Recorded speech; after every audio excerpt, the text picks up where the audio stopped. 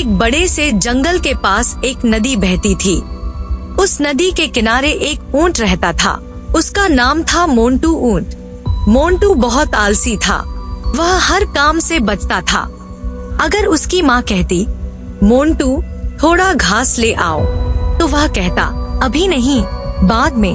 अगर दोस्त खेल बुलाते तो कहता, बहुत गर्मी है। और अगर कोई काम करने को बोलता तो तुरंत पेड़ के नीचे लेट जाता। उसी जंगल में एक छोटा बंदर रहता था, चिंकू बंदर। चिंकू बहुत मेहनती और समझदार था।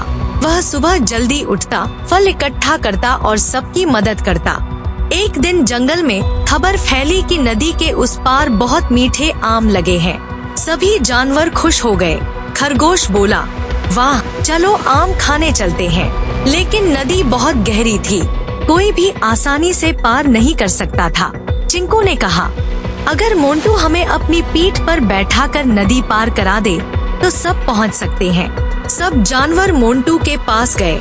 मोंटू भाई, प्लीज हमारी मदद कर दो।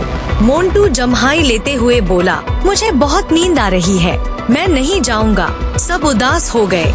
लेकिन तभी मोंटू ने पूछा, वैसे वहाँ आम कितने मीठे हैं? चिंकू मुस्कुराया और बोला, इतने मीठे कि खाने वाला उंगलियां चाटता रह जाए। बस आम का नाम सुनते ही मोंटू तैयार हो गया। ठीक है, लेकिन सबसे ज्यादा आम मैं खाऊंगा। सभी हंस पड़े।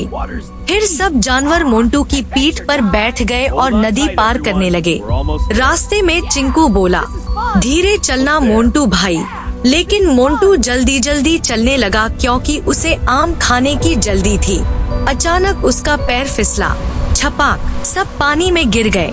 खरगोश चिल्लाया, मेरे कान गीले हो गए। तोता बोला, मेरे पंख खराब हो गए। और चिंकू किसी तरह पेड़ पकड़कर ऊपर चढ़ गया। सबको बहुत गुस्सा आया। चिंकू ने कहा, मोंटू, अगर तुम आराम से चलते और ध्यान देते तो सब सुरक्षित पहुंच जाते। मोंटू को अपनी गलती समझ आ गई। वह शर्मिंदा होकर बोला, मुझे माफ कर दो दोस्तों, मैं हमेशा आलस और जल्दीबाजी करता हूँ। चिंकू बोला, गलती सबसे होती है, लेकिन उससे सीखना जरूरी है। इस बार मोंटू धीरे धीरे और संभल कर चला। आखिरकार सब नदी पार पहुंच गए। वहाँ सच में बहुत स्वादिष्ट आम लगे थे। सभी ने मिलकर खूब आम खाए।